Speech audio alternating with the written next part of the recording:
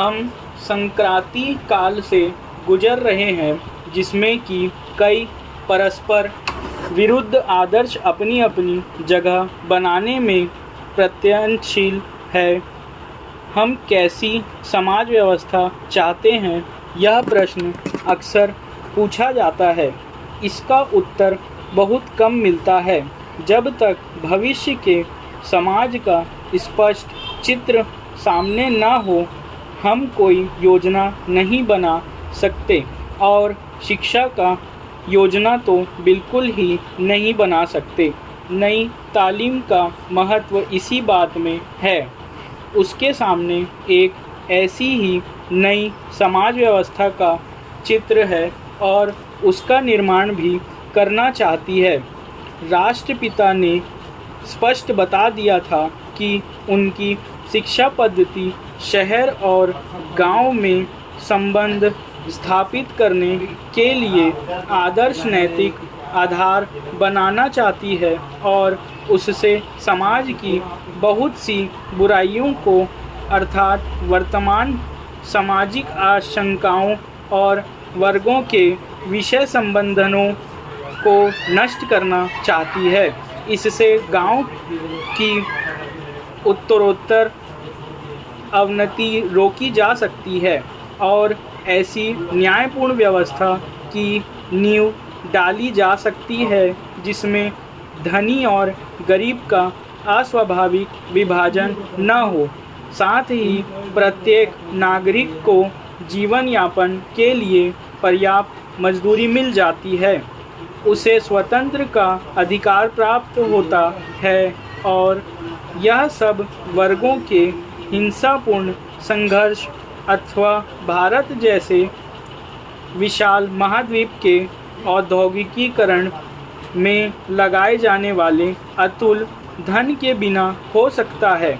इस शिक्षा के कारण न तो हम विदेशी मशीनों और न विदेशी विशेषज्ञों पर ही निर्भर रहना पड़ेगा।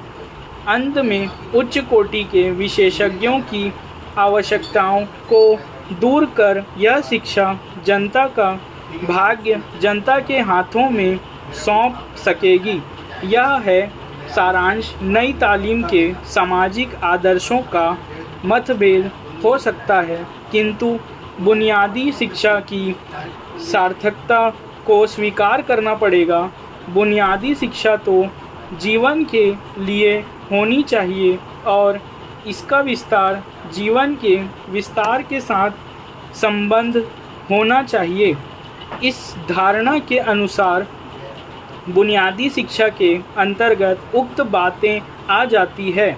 अपने राज्य में ही बुनियादी शिक्षा कभी सफल हुई है, कभी असफल।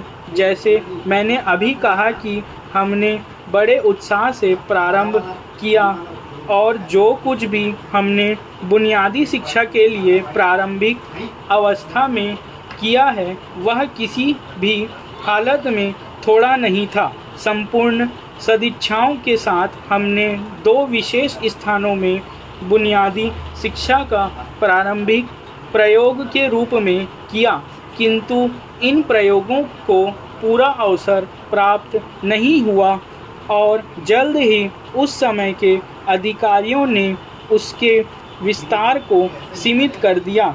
इसका परिणाम यह हुआ कि अब इस प्रकार सरकार ने फिर से वही अधिकार प्राप्त किया तो उसे सारी बातें पुनः नए सिरे से शुरू करनी पड़ेगी।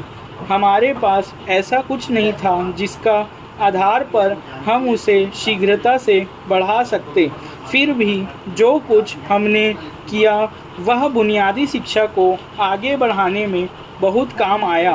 प्रांतीय शिक्षण महाविद्यालय में बुनियादी शिक्षा की पढ़ाई की व्यवस्था की गई, इस आशा से कि जो शिक्षक यहाँ से निकले उन्हें बुनियादी शिक्षा के आदर्शों, सिद्धांतों और प्रगति का ज्ञान करा दिया जाए। विश्वविद्यालयों को भी अपने पाठ्यक्रम को इसे अब उसी प्रकार पुनर्गठित करने के लिए कहा गया है। बड़े बड़े ओठ के भैया